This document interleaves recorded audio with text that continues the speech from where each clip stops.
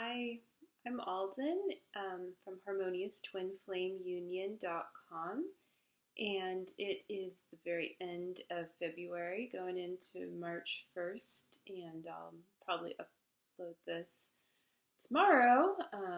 That is my intention, which is March 1st, and that is the evening of the full moon in Virgo. So wanted to do an especially special reading for this full moon. It feels really, really cool to kind of have that sort of structure in place, that like divine kind of structured feeling, which is very light. It's not structure that's heavy at all. And kind of have that opposing all of this Pisces energy, because there's like, I don't know, a lot in Pisces right now. Oh my God. I'm just kidding. But yeah, seriously, there's a lot of planets in Pisces, and the sun too.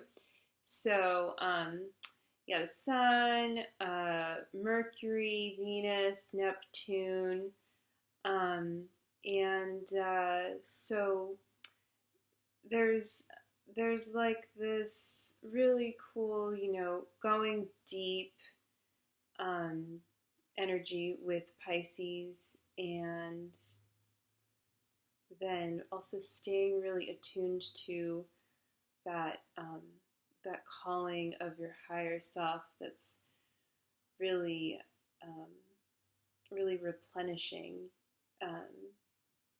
to those parts of you that you have perhaps in the past, allowed into the grip of what you believe to be fear. And so really feeling the divinity in those places allows that fear, those blocks to dissolve, and your consciousness to really expand in beauty, and to just feel unopposed, because in truth there's nothing opposed to you.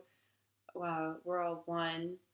It's just unity, and you and your twin flame are the same being. So you've just you've got like your divine counterpart right there to be with you in the most special way, along with being aligned with everything else that is divine and is truth. And I was just thinking today about plants and what they really represent, and I thought about when I was a kid, and when I would get toys that weren't real, and it would make me so upset. Like, I'd rather make believe with a stick than with like a plastic banana. Like I I don't know, like I would get lipstick that was like made of plastic, and that was an accident too. My grandparents, at least they said they thought it was real, and I think that they did, like, little girl makeup that's like non-toxic and stuff, and just they have those kits too, but it was all plastic. And I was just so upset that I couldn't put it on. I don't even, I'm sure I seemed like a really ungrateful, bratty child. But so, the intention for plants is really like they're the perfect toy. They bring so much to this world. They bring us so much joy, and really just help to maintain this high vibe, like, like having the perfect playground to play in, where there's an abundance of toys even beyond what we need. So like, why is there a whole forest, and all these things. And so also uh, how plant medicine works, I was thinking about this too, and I think I'll talk about this more later, but it just kind of hit me, like this idea of homeopathy, and taking taking a plant that is an energetic match to your symptom, So like your, fear something, rather than taking an energetic match that is, for the cure. So like actually taking a plant that might, if you took a lot of it, really promote inflammation, which you have in your body, let's say, as opposed to taking something to decrease the inflammation. But in a homeopathic dose, which is so minute, your body responds to that inflammatory response that you're getting by an anti-inflammatory action. So it actually reminds your body of what the problem is, and gives your body the natural ability to solve it. I mean, it's beyond your body, it's your consciousness. So it's speaking to the love within you. It's like matching you there, reminding you. And I thought about how upset consciousness is about their twin flames running away from them, like the runner chaser dynamic. And so if you haven't caught on yet, you're the runner too. So you're running away from yourself if your twin flame is running from you. And so yeah, they're mirroring everything you do, and you think that it's like the worst thing ever, but they're really just giving you the most minute dose of what you need to perfectly heal yourself. And I realized that, and how beautiful that is. So no matter what it sounds like in the outer reality, that's the truth, is that your twin flame loves you unconditionally, and that's just the reality of it. And so everything they do is really just guiding you to heal, and making it easier for you to heal, as long as you just make that choice to feel good and do your inner work and everything. And so you'll just keep being pointed to these places. And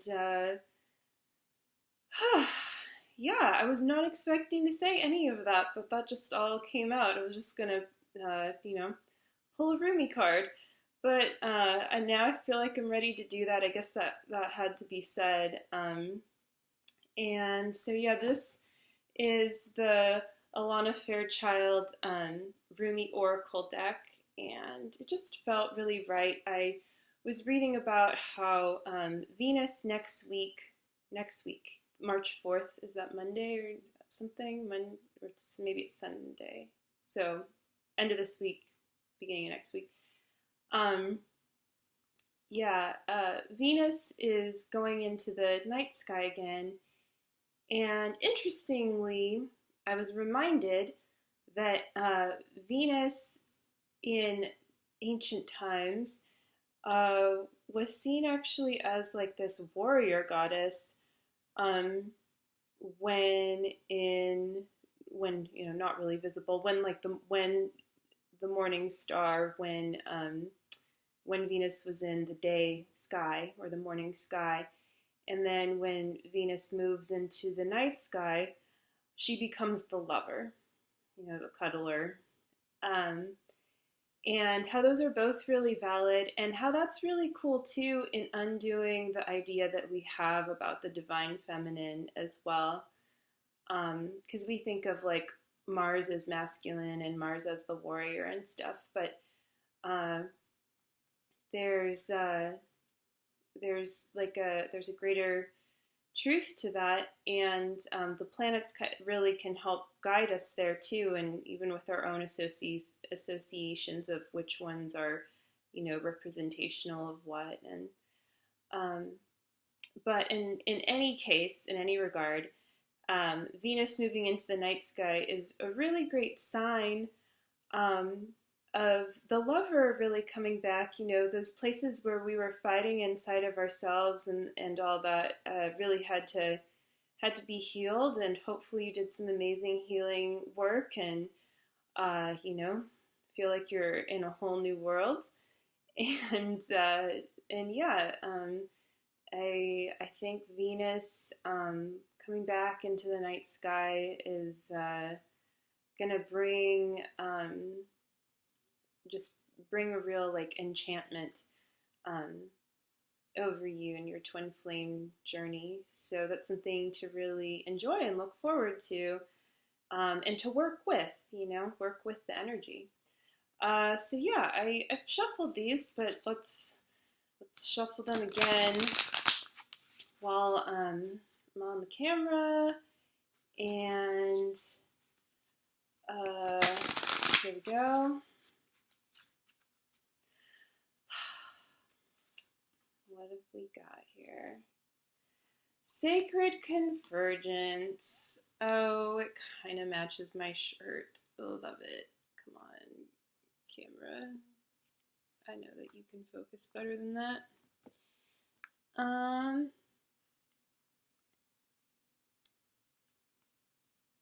Really want you to be able to see like the words. I think like, well, there we go. Yay, I knew I could get it. Got it for a second. There. It wants to focus. Okay. Bring it down in case the top gets cut off. So yeah, that's it. And this is really about unity, what I was just talking about. And look, it's number 11 to 1-1. So like, talk about a twin flame number. This is just like such an amazing sign for not only you and your twin flame and your harmonious union, but also with your harmonious union with God and with all of your brothers and sisters. So it's a great time to really think about harmonizing with others and how you can really best serve right now. Like, it doesn't mean that you need to give things to feel worthy. It just means like giving what you really desire to give in your heart, and yes, what has value as well. And when we co-create with God, and we find the synergy with others who are similar match for that like co-creation, that vibration, we can really co-create some beautiful magical things, and really help a lot of folks out too. Just help out this planet, and really help ascend it all, ascend yourself. And so really holding hands and being able to do that together. So sacred convergence. And this helps you to align with your twin flame as well, because you guys are both, you're a vibrational match. And so when you're raising your vibration, you're raising it to that harmonious union consciousness within, and you're making that core choice for both of you to do that. And it's a really cool, it's just a really cool feeling to feel that love all around you, and to to find new ways to work with that, to really sprout new ideas with others, with the energy that's around you, including, like the plant world to the animals. And also your inner state. Virgo's very health conscientious, and so that's divine too. Healthiness is divine, and I think that's a block. That it's a really good moment to address that, and what your heart really desires for you as just a healthy consciousness, because so much of what we're told about health is fear-based, and so we think in order to be healthy, we create this this vibration of lack for ourselves, like we can't have this, we shouldn't do this, we should lose weight. And so we're telling, ourselves all these things when we're not really focusing just on the, joyful vibration of health. And so Virgo, tapping into that Virgo energy can really help you to just align and organize your thought process around health in a very healthy way, and do it with God. Talk to God about what to put in your body, about every little thing. Do it with God and see the difference. And you might be surprised; it might not be what you expected, and that can be really, really fun. And also it's a good time to reflect on what you do that maybe it's time to change it up. Sometimes you have like a habit, and that can be fine, or it can be numbing out, or it can turn into numbing out. And then if you're veering it all into a stagnant place with anything like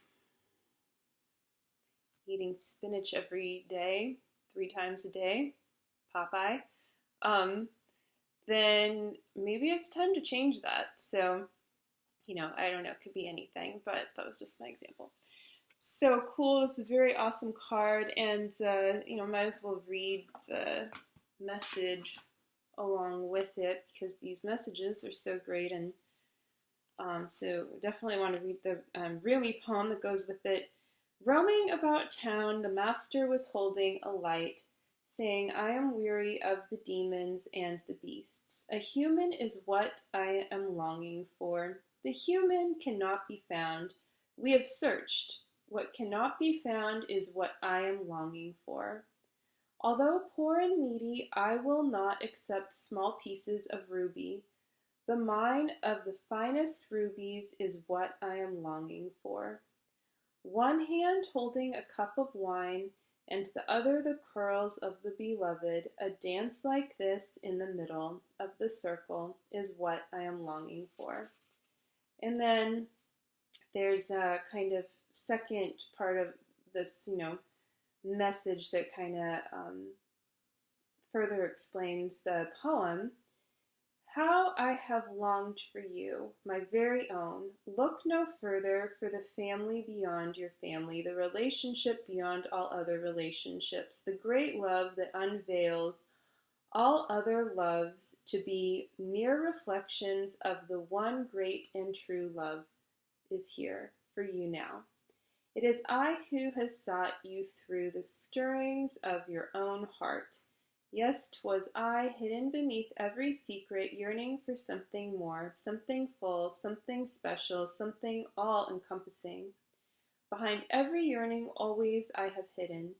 Now I show myself to you, that you may become so filled with the same passionate devotion that I hold for you, that your mind will fall away, overwhelmed by the sheer intensity of love, tossed into an ocean of silent, unending bliss. Come to me, we are to be one now, in sacred convergence of silent, eternal passion.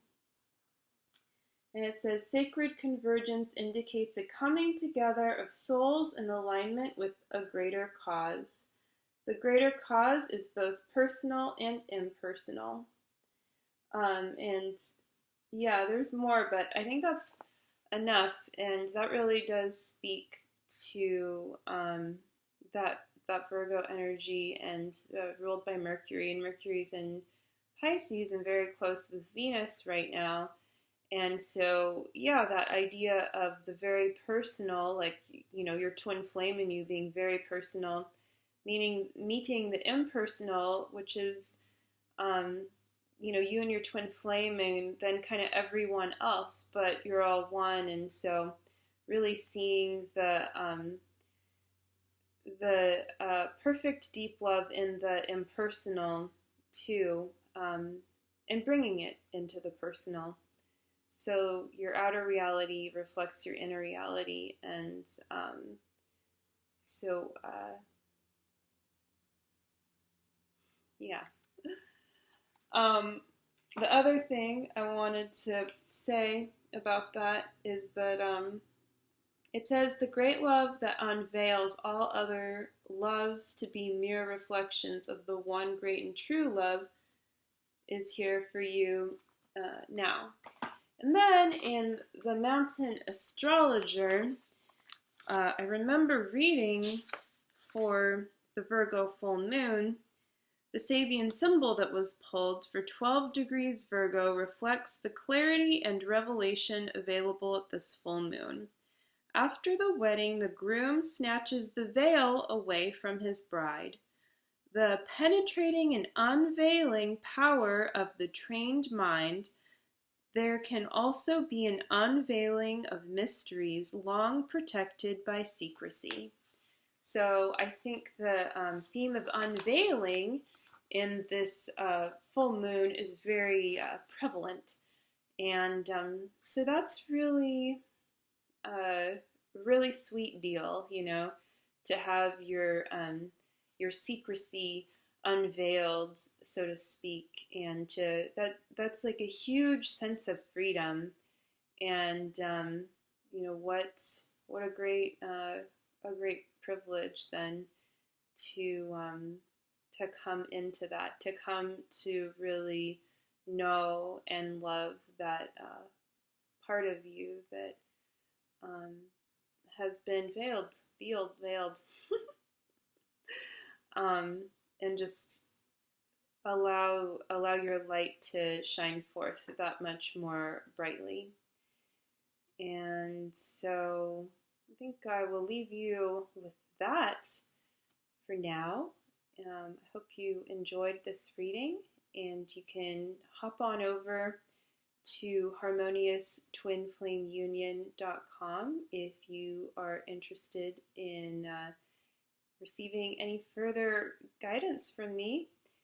I offer personalized support, and I would be happy to work with you. I offer astrology, card readings, plain old coaching sessions for helping you mirror your blocks to your harmonious twin flame union. And it's not just good for your ultimate lover. It's like doing yourself the hugest favor, just loving yourself and investing in that. You know, this is going to help you to just be more joyful in your moment-to-moment life. And I've got lots of other videos that you can check out too on how to do the mirror exercise and different attunements to help you heal any blocks. And you know, whenever you whatever information you attract into your reality is always perfect for you in the perfect moment. So yeah, I wish you a very happy Virgo full moon, and thanks so much for watching. Take care. Bye.